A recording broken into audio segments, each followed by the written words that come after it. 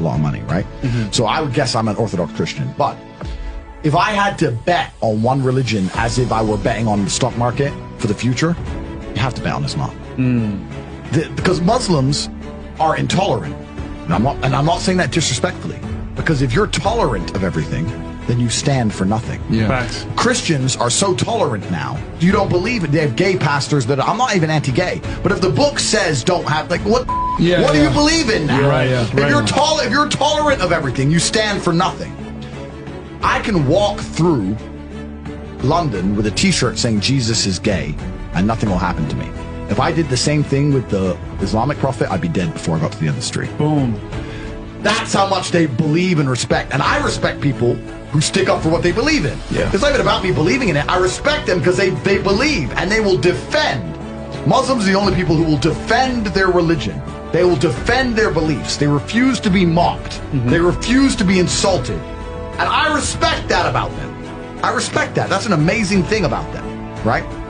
And the third point is, and I've been all around the world, some of the best countries in the world today are the first world Muslim nations. Qatar, you can go to Qatar, you can fall asleep with $1 million on your lap in the middle of the street.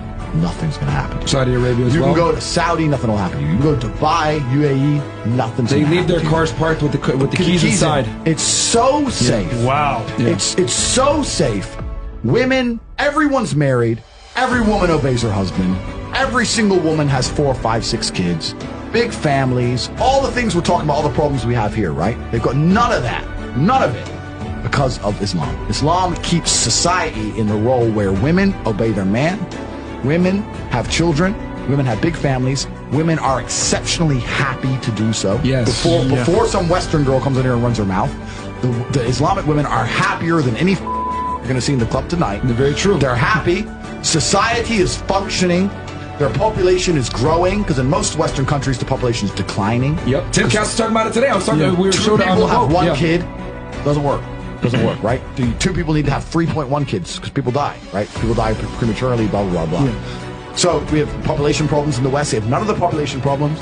Society is functioning, and that's what society is.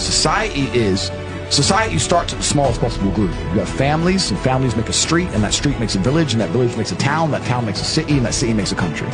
So if it's broken at the very fundamental level, if the family level's broken, then it's broken the whole way up. And that's what's happened in the West. And the first world Islamic countries have none of those problems. So if you're going to talk about a belief system that fixes issues, you need to go to Islam.